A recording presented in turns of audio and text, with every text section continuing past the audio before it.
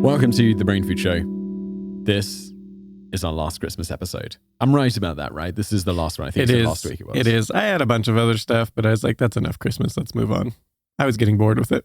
I don't want to say that because we're just about to crack on with an episode all about Christmas. No, this is a really good one. I'm bored. I'm going to be super low energy this episode.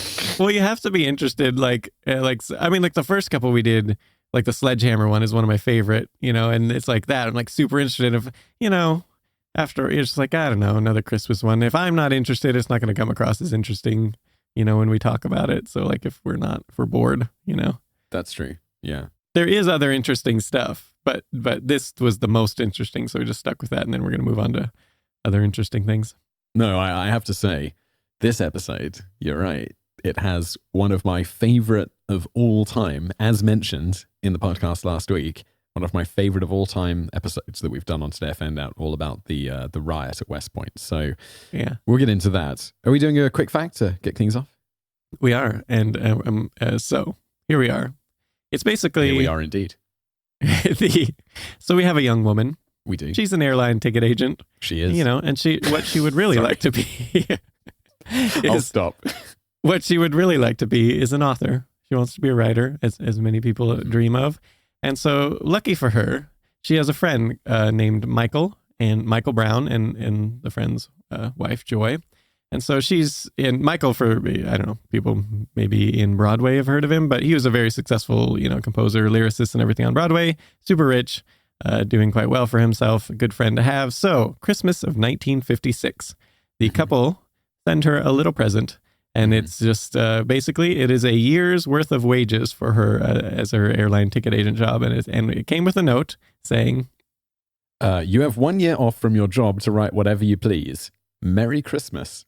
That is a good Christmas present. And normally giving money is often like the not thoughtful way, people consider to give a Christmas gift. But this one's like super thoughtful. It's like, here's your dream. We're giving you your dream for a year. Make it happen. She subsequently used it to pay off her credit card debt. No, she did. She subsequently used it to quit her day job at the airline as a ticketing agent and then spent the year writing. And not only did the Browns help her in this way, but they also put her in touch with the literary agent, Maurice Crane, who would then help her get her novel published when she eventually wrote it. And so, but the original novel wasn't great, but it was kind of more read like short stories all stitched together into one thing. And so they worked with her for, actually it ended up being about 2.5 years of rewrites with her editor, Tay Hohoff, before it was finally ready to be published. And they kind of said, this will probably sell a few thousand copies or whatever. That was the anticipation. She's a no-name author. It'll come out. So shortly after publication in 1960, however, it got picked up by the Book of the Month Club, then Literary Guild, then featured in Reader's Digest, won a bunch of awards, including the Pulitzer Prize. Whoa. Yeah. Okay. And 1962, an award-winning movie. And to date, over 30 million copies of this book have sold and translated in over 40 different languages. And even up to 2009, which was the last time I could find figures of this, every single day she was averaging $9,249 every day in royalties from this book. Oh my God. So, yes, this was a Christmas present that, changed her life, obviously. And so who is this woman? Isn't this the third episode in a row we've said we should write a book? Yeah.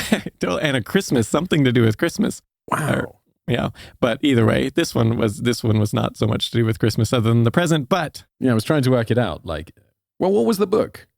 The book was To Kill a Mockingbird by Harper Lee. There you go. Yeah. There you go. If not for this Christmas gift, it never would have existed, most likely. Wow. Do you reckon those Browns, they were like, hey, Harper, slice this off a bit. That's $9,249 well, they were already a day. Well off, so then they could probably just feel really good about themselves, Yeah. Wow. Yeah.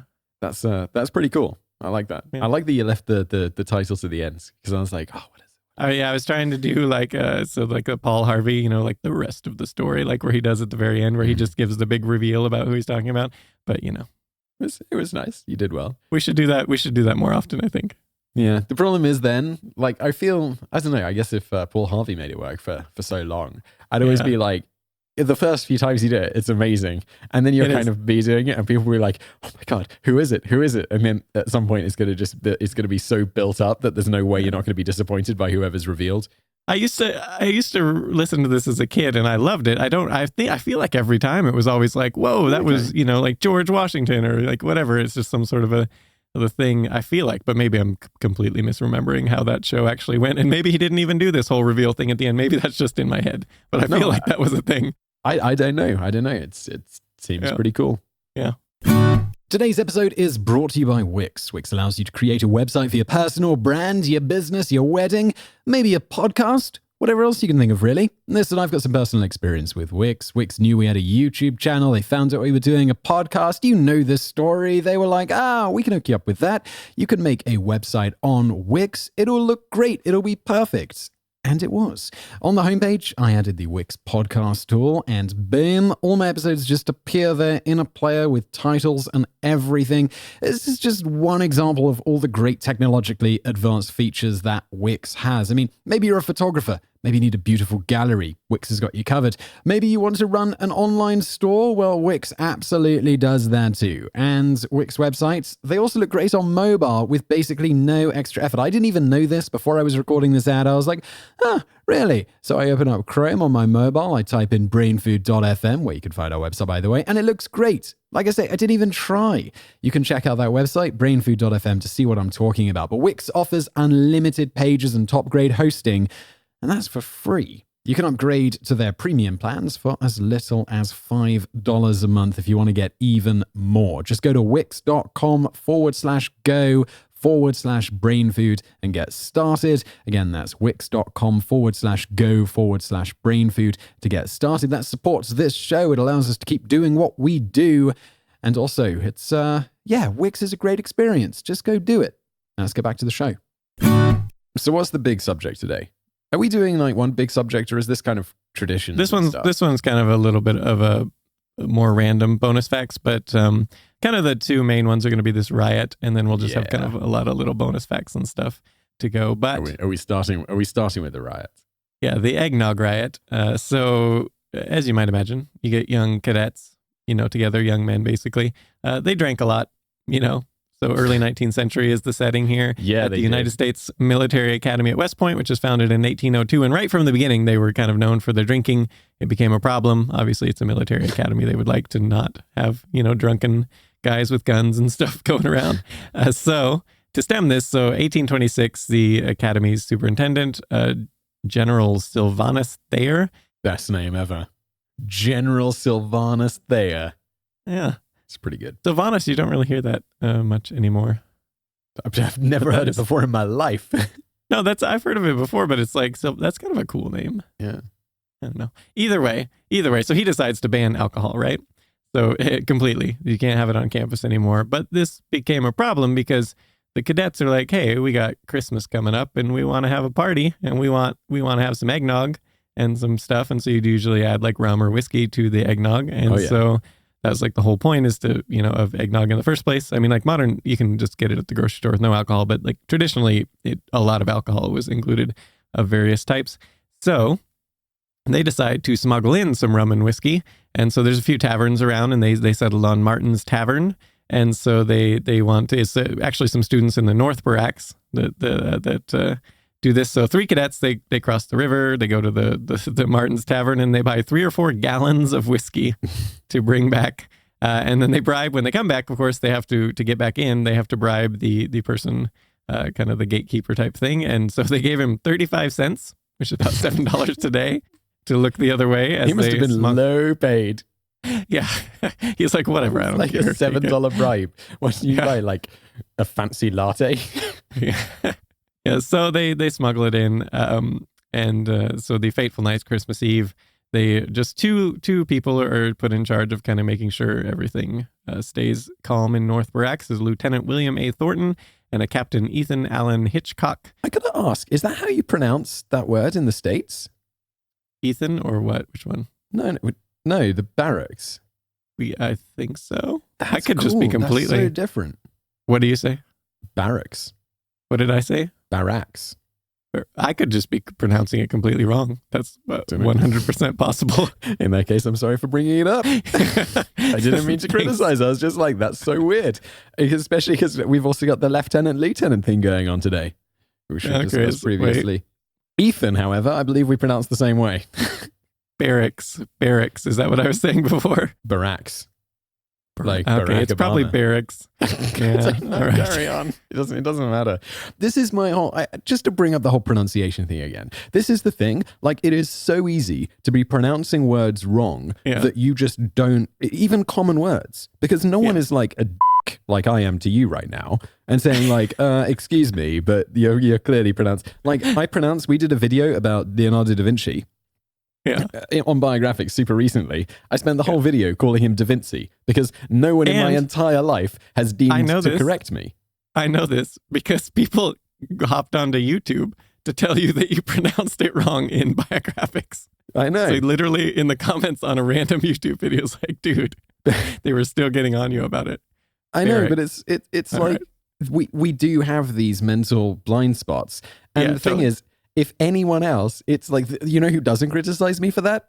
Other people who make stuff, because they're like, oh yeah, this happens all the time. Yeah, it totally. And everyone in real life, because you're just like, we all do stuff like that. Like that, I can't even remember. There was a word a few months back that just completely, I was like, well, I don't know what anything means now, because it was a word that I was so sure of the definition that meant nothing at all to do with what I thought it meant. Wow. And it was like a common word. It was just, I can't remember. It started with a P. I can't remember what word. And my wife was like, that's not what that means. And I was like, no, yes, it is. Yeah. I know this word. Like, excuse me. Yeah. So I look it up and totally nothing to do with anything at all. And I was just like, I don't know what that word is. You can't do this. Well, no. And then I just completely, from that point for a while, was just like second guessing myself on every word. I was like, I don't know what any word means now. I was so certain about that one. Yeah, it happens.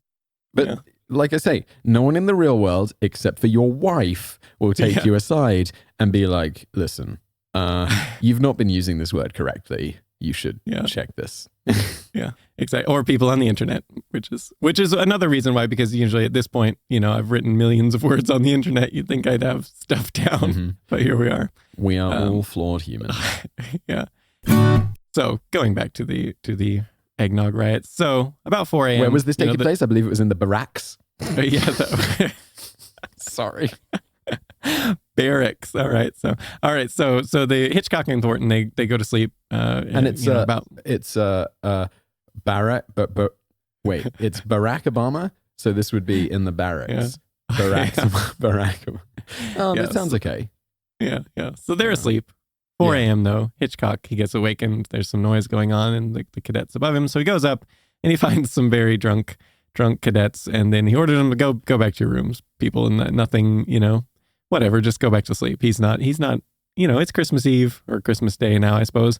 He's not going to do anything. But then he finds another party in an adjoining room. So he goes in there, and these people were so inebriated that he reports that they actually hid under their blankets as if he couldn't see them. And then one person used his hat to cover his face and just refused to remove the hat as if they would somehow then he wouldn't know who it was. It's like, you can't see me, my eyes are closed. Yeah, exactly. So it was in this second party is where the first party, they just dispersed. The second party did not. They got really upset in the end. And so they get out, they start arming themselves with their bayonets and pistols and daggers and things. And they actually attempt to kill Hitchcock. It got so extreme so quickly. It's kind of gone from amusing, boys, I can see you under the blankets, you're not really hiding, to get the bayonets, we're going to try and murder you. Yeah, so this was the start of what became known as the eggnog riot. Oh my God, this is the best thing ever. I totally forgot how funny this was. Yeah, the drunken cadets, they're gathering their weapons and everything. And so as they're doing this, Thornton and Hitchcock, they see a few floors below. There's also parties going on. So they return and they see, all right, so they find, and this is where one of the historical figures comes in. Jefferson Davis, yes, that, Amazing. President of the Confederacy, was one of the drunken cadets. And so they're trying, so Davis actually it was reported that he goes in before, runs into the room and it says to other drunken cadets, put away the grog, boys, Captain Hitchcock's coming. Yeah, so Hitchcock comes and he actually orders Davis to leave. And Davis does this, which is good because had Davis not, he probably would have been expelled as some of the others were soon to be. And this would have been, I guess good for him because, he goes on to be the president of the Confederacy, has a quite successful political career. None of that probably would have happened had he been expelled here. So kind of for his own fame and remembrance in history, this was good that he just left. But yeah, so the cadets, they're, attempting to attack Hitchcock once again, and now Thornton as well, because Thornton's there now as well. And so they threaten Thornton with a sword, and then someone knocks him over the head with a piece of wood. And then one cadet actually shoots at Hitchcock. And so they kind of run off. Thornton and Hitchcock, they flee, because they realize things are getting out of hand. So they go to get the commandant of cadets to try to, get things calmed down or whatever. Maybe he can do that. But the rioting cadets, they decide that when they see him, they think for whatever reason that he's summoning the regular army people around to then come and attack them. So then they start arming themselves, and not just the partiers, like some of the others, they're just sort of in the North Barracks to summon them.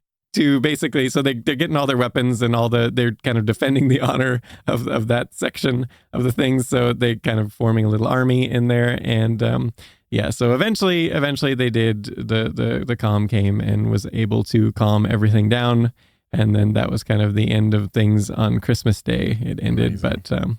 But in the end, there was an investigation, and 22 of the cadets were put under house arrest, including Jefferson Davis.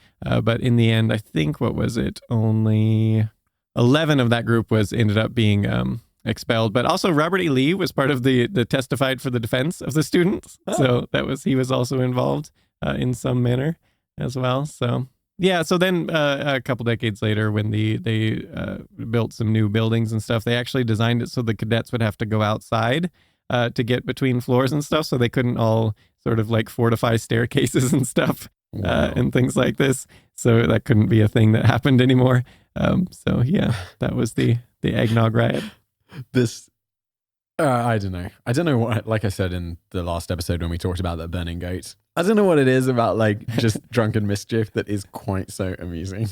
It is, especially like when you're thinking like soldiers, like future soldiers like this. Yeah. It's like, future presidents. Yeah. Presidents and Robert, of the Confederacy. Yeah, and Robert E. Lee, like a famous. You're going to have to tell me, Robert E. Lee, he was a general, right, in the Confederacy? Yeah, he was. And he actually got offered Abraham Lincoln, I believe, offered him the command of the North. And his wasn't so much, he had like a major conflict. So he wasn't so much like sold on the South and everything. It was like supporting which cause, but he went because he decided that in the end, he couldn't fight against his native Virginians. So he decided he had to fight for the Confederacy. And he was just kind of known for his brilliant strategies, like much smaller armies going up against much better equipped and everything. But in truth, if you actually look at a lot of the military strategy, it was sort of his, a great general, but also like just the absolute ineptitude of a lot of the generals of the North also contributed to that. So it was kind of a combination of those two things. But either way, we actually did a piece once on the sort of the conflicts of Robert E. Lee and like sort of how he decided to, which side to support and everything like that. It was kind of interesting. I have vague recollections of this now that you're mentioning it. Yeah. So he's kind of interesting. But he actually, I believe we should, the Arlington Cemetery, you've heard of this? I have, yes. Certainly. Yeah. So this was, I believe, was his land, and it ended up getting taken from him or his family. I can't remember which after, but it actually has a pretty interesting history we should cover at some point because, I don't know, it's kind of fascinaning. We did one about the changing of the guards. That one's or whatever you call it. The sentinel, the watcher. Yeah, and like, those are kind of interesting. Who's in the buried in the tomb of the unknown soldier? Like, how did that come about and everything? Kind of interesting. And also, to be fair, it's about the military. It's about war. It's going to do well. It's going to do well and probably be demonetized. But also, yes. At least you can get sponsorship or something for it. Yeah, and you get some views and some new subscribers. It's all good. Yeah. But so moving on from that. So we have, this is, cadets. This is like a famous university there. So moving across the pond to England. So we have just as famous, or probably more famous actually, university, Oxford University. So about six centuries ago, there was that one. This one is kind of a funny riot, but this one actually turned way more serious in the end, but also kind of humorous how it ended up. So it's called the St. Scholastic's Day riots. And so it started over an argument over just the quality of ale, basically. So we have these two students, which, I mean, it's not really clear who. I mean, the names that are thrown around are supposedly Walter Sprigenhouse and Roger D. Chesterfield, but no one actually really knows who. It's not really well documented what their names were, but we do know there was two students. They were in this bar, basically, and this tavern, Swindlestock Tavern. Yeah. And they decided they didn't like the taste of the ale that was being served there, so they complained to the landlord, supposedly named John de Croydon. Obviously, this happened like 600 years ago, so some of the details like that are kind of contradictory from place to place, but the general story is well documented. So they decide they don't like the ale. They complain to him, and he does not appreciate their complaint about his wares. And so he supposedly responded something in kind that was less than kind. And so they then throw the ale directly into his face. Wait, hang on. They don't throw the I imagine this when we first did this, like as them kind of like getting a glass of beer and holding the glass and throwing the beer in someone's face, like emptying the glass, but holding onto the glass. Yeah. It's like, am I right? They just threw, and it was like a tankard. They just throw it, the whole thing at the dude's face.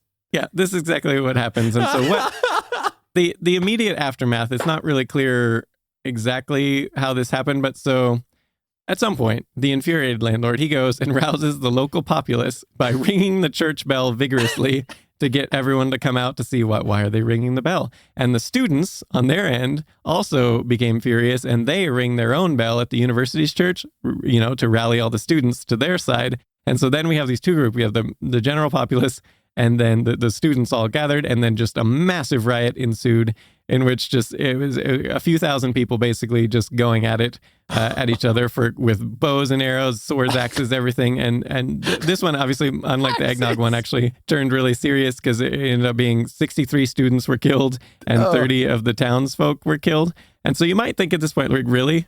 Just over this, but like how could this spur this massive riot like this? And it turns out kick off from all sorts of crazy stuff, though.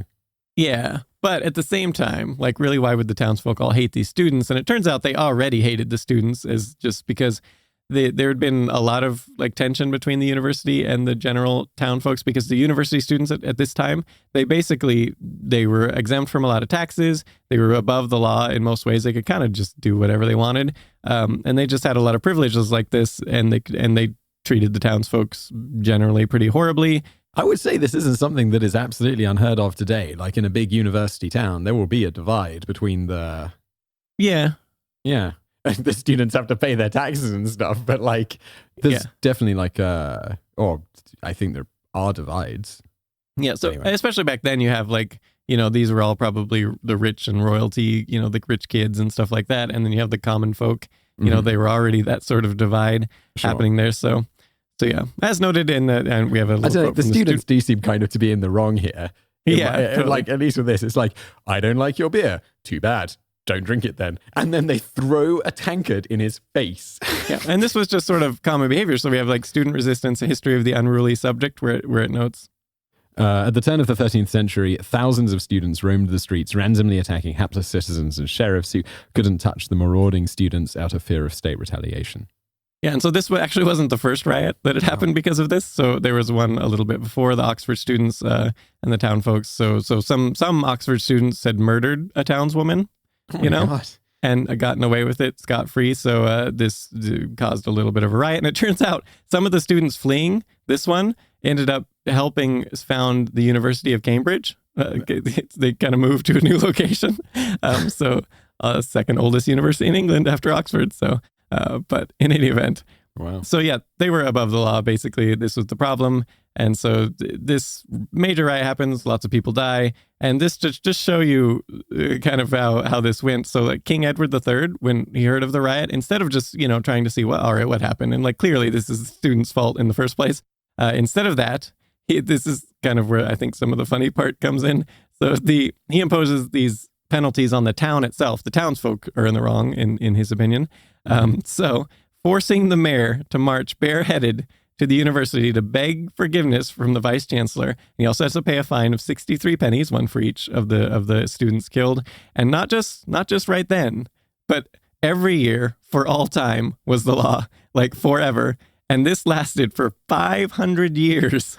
approximately, Wow. where every year the mayor would have to go do this thing and give the 63 pennies. And finally in 1825, when the mayor just refused, he was like, we're not doing this anymore. This is stupid. Dumb, yeah. Yeah. So yeah, this, the whole point was to beg forgiveness for killing the students. And also immediately in the aftermath, the students were given the right to control a lot of the trade around the town to sort of like hurt the economy of the common folk. And so they particularly like for, well, and it was actually some of the trade they got control of was the wine and beer. Yeah. So, wow. Yeah. This is bizarre. So moving on from that. So speaking of things that don't taste good, fox urine and Christmas tree fox theft. urine's pretty good. Yeah. It's not. I wouldn't know. So we have National Christmas Tree Association claims about 25 to 30 million live Christmas trees. The National Christmas Tree Association, or the NCTA for sure. Yeah, well, naturally. So it was 25 to 30 million Christmas trees are sold in the U.S. alone every year. And to accommodate this, there's actually about 350 million trees growing in the U.S. region. They're just Christmas tree farms, basically. So to get, it takes, however many years, around 7 or whatever, 8 years or whatever. So you have all these trees, right? And so they cost about $40, $50 a piece. So this naturally, the expense of this, there's a lot of people who are just like, hey, there's a random tree. I'll just go cut that down and take that for free. And so this brings us to the fox urine. So it turns out that fox urine contains some various compounds that when it's cold out, you can't actually smell them or anything. They just, whatever, you're not going to smell them at all. But when you take them inside to like a warmed up region, it ends up smelling like skunk spray. And so so there's some various places that have started using, like the city of Lincoln, Nebraska uses this, where they spray basically any of their trees in the parks and stuff around that look like they might make a good Christmas tree that someone might chop down because they had a problem with this. They just spray it with this like a solution that includes this fox urine. And it turns out that this worked so well and they put signs up and stuff that, to show that they do this. And it turns out that this, over the years, has reduced their problem of people poaching Christmas trees basically to zero. Wow. No one does it anymore because they know they get sprayed. And, who knows, at this point, maybe they don't even spray it anymore because, you don't need to after a certain point. You could just say you did. Yeah. But they used to. And then you just would never want to take one of these trees in your house. So actually, some other universities also use skunk spray for this very thing, like Washington State University, because they also had a problem with people cutting down random trees on their grounds. And they use skunk spray, which also in the cold does not really smell bad. But as soon as you take it back into the warmth, it will smell awful. Am I thinking you went to that university, or am I just imagining that because you live in Washington State? No, I do not. But I actually live quite, reasonably close to an hour. I actually flew there the other day. Flew and landed nearby, I should say, into the nearby town. It was my night flight certification thing. Kind of fun. There you go. Yeah. Safe and sound, I assume. Here you are. Oh, no, it was super good. It was interesting because landing at night is a little weird because the lights and you don't really see the runway too much until you get right on top of it. But the lights, it's kind of cool. It's very pretty.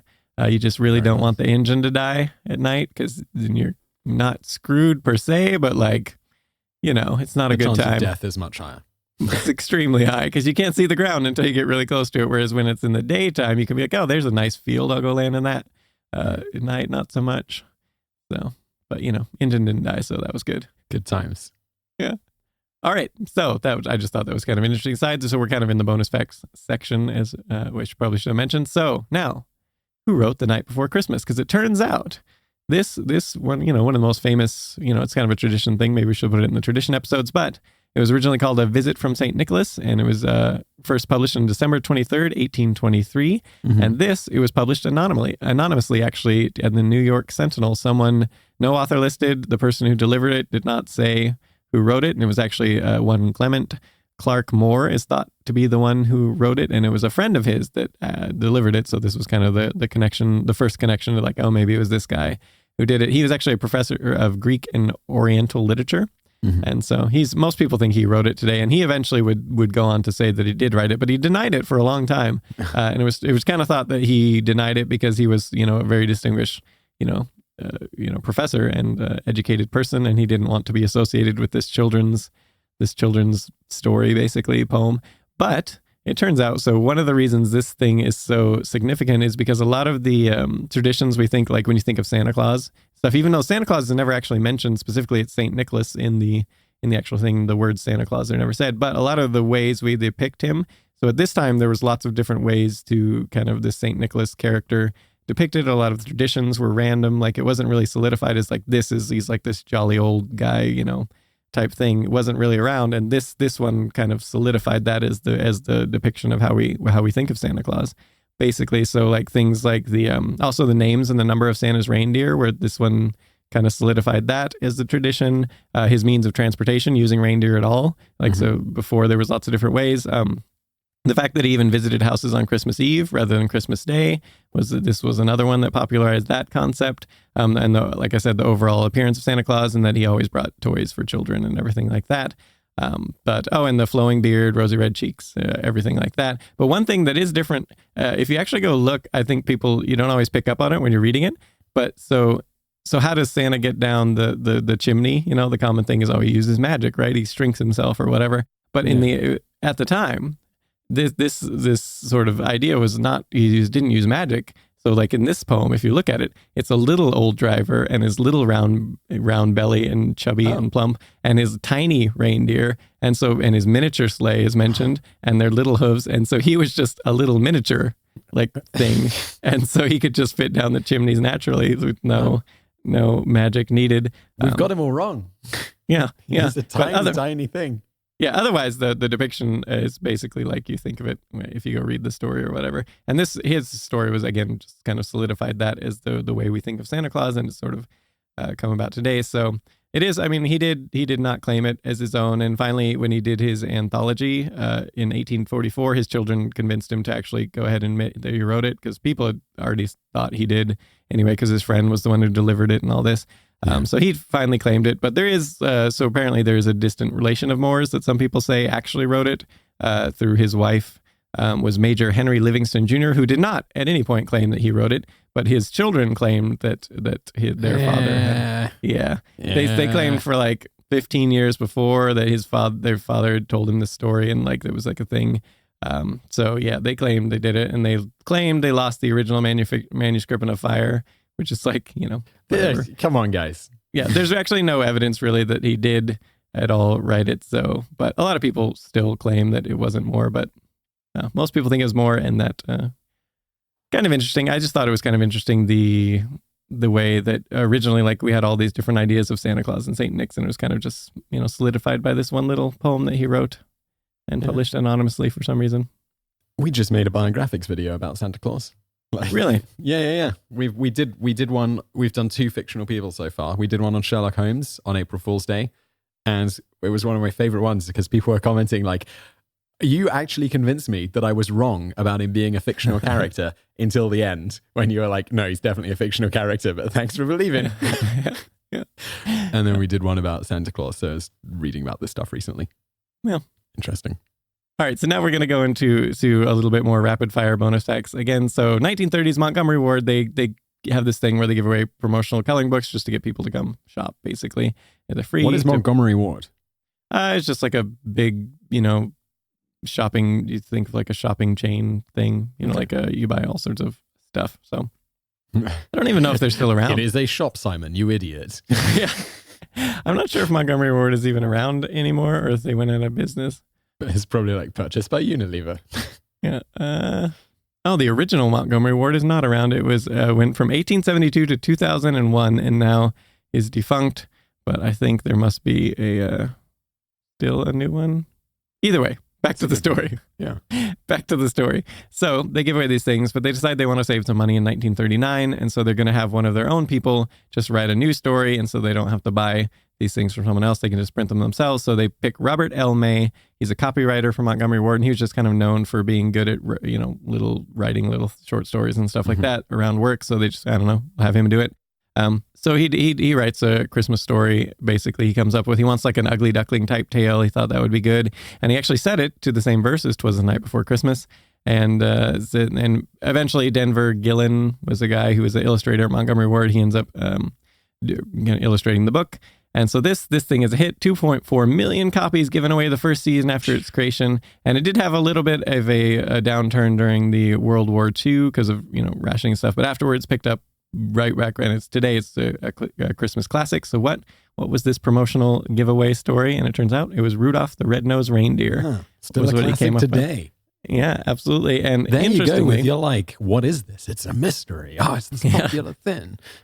Yeah. So Robert L. May, he actually didn't earn any money from this at first, other than like his normal salary, even though it was like this massively popular thing all over the place. He did it like just as part of his job. Yeah, it's just part of his job, so he doesn't earn anything. But it turns out Montgomery Ward did an amazing thing for him because Robert L. May, his wife, was dying of cancer, and so she's dying. And he's got tons of medical debt. He can't pay it or whatever. So in 1947, they're like, here, you have the copyright. It's yours for this thing that you created for us. And so they just gave it to him. And then he obviously was able to leverage this to make a lot of money and was able to pay off his debts. And he did quit working for Montgomery Ward for a time. But then he actually just went back, presumably, bored, just sitting at home or whatever.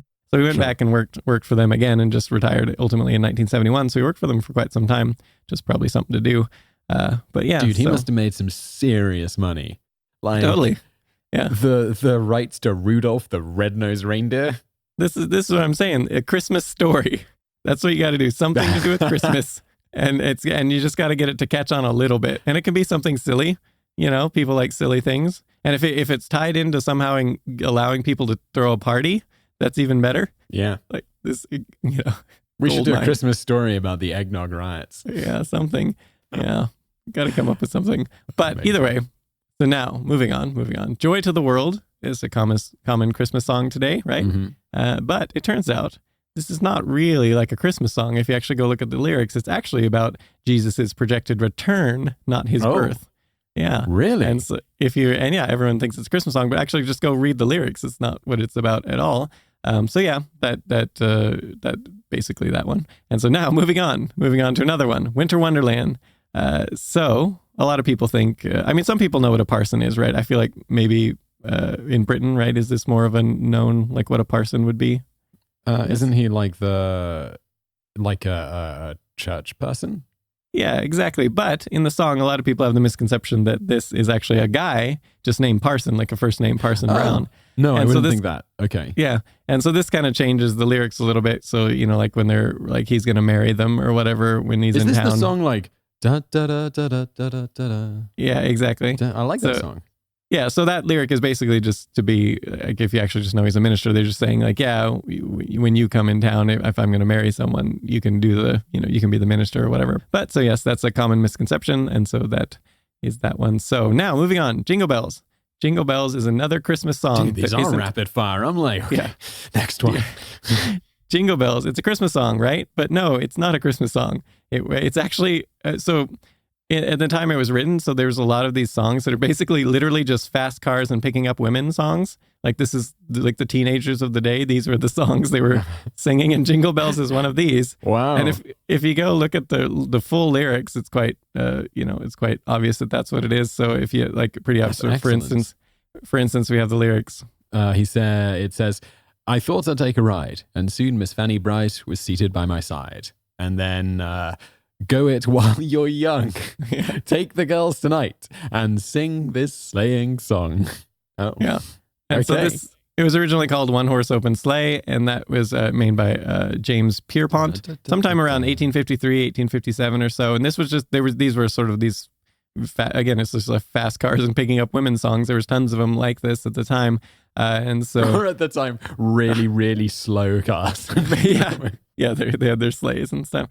So yeah, he was hired by his brother who was a reverend in Savannah, Georgia, and to be the music director basically. And this is where he kind of came up with this song, this One Horse Open Sleigh song. And it was actually originally debuted as a Thanksgiving, during a Thanksgiving program. Wasn't really, again, not really associated with Christmas or anything, just kind of a fun little song. And it actually wasn't popular at all when he first came out with it. When it was publicly released by Ditson & Co. of Boston in 1857, wasn't popular. Then was also re-released under the new name of Jingle Bells and also flopped in 1859. And so then it finally just kind of slowly picked up steam over time. And then rather than being like a general sleigh song had been popular, by 1890 it was just considered like a Christmas song at that point. And that is when it really took off. Once it was associated with Christmas strongly, that's when it just like exploded in popularity. And now, Christmas songs.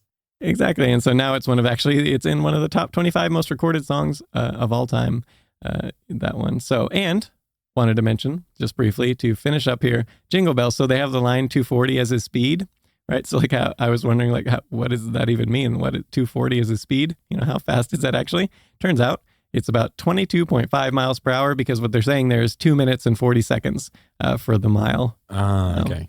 Yeah, that's pretty quick for a sleigh. Yeah, totally. He's cruising. He's got his lady with him, and he's impressing all the ladies at 22.5 miles an hour. Yeah. He's like he's in the Fast and the Furious. I live my life a quarter mile at a time. Yep. Yeah, a really, really slow quarter mile. Yeah. Well, in the snow, sliding around. Impressing all the ladies. Yep. I like it. Is that it for today? Is that it for Christmas? That's it for Christmas. We'll move on to something. I got a few ideas of what to do next. I'm trying to decide whether to start a new series, which is going to be hilarious, or just do something a little, because we haven't done anything like a nice historic piece lately. Like maybe go back to some like interesting story, or do the one that I'm thinking of doing, which is a little bit random and funny. You don't want to share it yet, do you? No. I don't even know what it is yet. I'm excited. We didn't have any feedback. Again, I mentioned last week we were pretty bad at doing feedback, and then we didn't do anything to improve our feedback situation. Wait, do you have something? No, because, I mean, it doesn't help that we didn't post, if we haven't posted in a couple weeks. So that's true. We've been, busy. You want to look at some reviews? Sure. Okay, just let me bring it up. Right now, I have Logan Paul's podcast loaded. Don't ask why. Let's find some reviews for our significantly less popular podcast. God damn, that Logan Paul, he's a machine. Machanai Kokoro says, this is the first but 5 stars, by the way. We've been getting a lot of reviews lately, which is nice. Thank you, everybody. Good. Yeah. This is we have been getting a lot of downloads lately too, so that's true. I looked at the graph the other day. It's ticking up. Yeah. It's ticking up. This is the first podcast I've ever listened to. I really enjoy the new format and always look forward to the next one. Keep up the great work. And then they do an update. Still loving the podcast. Love the wide spectrum of information on subjects that I wouldn't get on my own. This is truly one of the few podcasts I wait eagerly for. Please continue to keep up the great work. Then someone, DC Denny, says, from YouTube to podcasting, 5 stars. I think actually technically we went from podcasting to YouTube and then to podcasting. Except the original podcasting was kind of now. Yeah. Well, it worked, but it just didn't work financially. It was super popular there for a while, but it was the format was too short to do ads, so it's like we're just going to spend a lot of money basically. Yeah. It was a shame, but we'll make something work. Fallen in love with the YouTube comment, but work frowns upon YouTube. Podcast the rescue. Love this and keep it up. I'm glad that we're helping distract people at their work. Am I? Well, that's the thing. Like today I found out it's hilarious because during work hours in America, that is when all the traffic comes. And if it's like a vacation or weekends, the traffic just like plummets. And then as soon as people go back to work, like the summer, so you get a lot less traffic, because you get like a drop because a lot of people are on vacation and stuff and doing stuff outside and that. But as soon as everyone goes back to work in the winter, you can totally just tell like this traffic just spikes up and it's like, all right, now we're just going to all go read and surf around on the web. Today I found out, ruining productivity since, when did you start the website? Yeah, which ironically was started because I was, when you procrastinate, looking up fun stuff. It was like, all right, well, now I got to do like the productive procrastination. So if I'm going to look up some fun stuff, I got to figure out how to make some money at it, make it productive in some way rather than fight it, I like how you call it productive procrastination. I just call it ruining my hobbies. Yeah, that is true. But yeah, so this is, so on YouTube, by the way, one Jungle Drums, apparently he should have just kept listening because we recommended, you remember when we recommended feeding poinsettias to your cat, right? Oh yeah. And so we lost a subscriber. I don't think we recommended it. Well, we mentioned that you could do it and it would be fine, but apparently he must have skipped that part because he was like, you just lost a subscriber. Obviously I love cats. Goodbye. Did he not hear the part? I was safe to feed. It could be that, or he could just be mentally deficient. No, I'm sure he's fine. But anyways, apparently we lost someone on that one. This is a bugbear of mine where people will make a comment about something that is clearly addressed in the video, like plain as day, and then be like, do you care to explain yourself? And it'd be like, how about you watch the video? I had a Twitter back and forth with someone the other day about this, and I was like, just watch the video. It's explained right in there, and I don't really feel like rehashing it. And he's like, great response. One of our most popular videos, the Kinder Egg one. You remember that one? Oh my God. we still, to this day, everyone's like, it's not illegal in the US. You can find it. It's everywhere. It's in like all stores. And it's like, no, we literally explain in the video that is a different product. Oh. And you even open that different product. I get photos to my email of people with it. And they're like, look, it's a Kinder Egg. And I'm like, oh, for God's sake, that is not. Literally, you actually bought some of this other product and open it and show the difference. I literally eat it on camera, explaining the differences between the two things. And to this day, people will email me. And we even the top pinned comment on there is explaining, people, it is a different thing. We talk about it at this point in the video. And yeah, it's kind of funny. Had, of all of the emails, I have found one person who sent me an email and I was like, oh God, this again. Genuine Kinder Egg. One person found like an illegal Kinder Egg supplier or something. Although weren't they launching it in the US at some point? There was some change or something. Yeah, so no, now... it's still illegal. You still can only get the other one. So, but the other one is everywhere. Like you see it all over the place now. So, and it does. I mean, the package does look the same, but it doesn't look the same. I'm sorry, it's just the same shape. It's really different. Yeah, once you open one of them it's is totally foil different. wrapped around it. The other one is just plastic. Yeah, that's true. Once you open it too, especially, it's like. But either way, that is a funny one. That's still like, that's always, I mean, every time just go look at random comments and just kind of scroll on our YouTube comment feed. And it's just like, yep, there's another person being like, so no, it's not illegal. Stop being dumb. It's not that hard.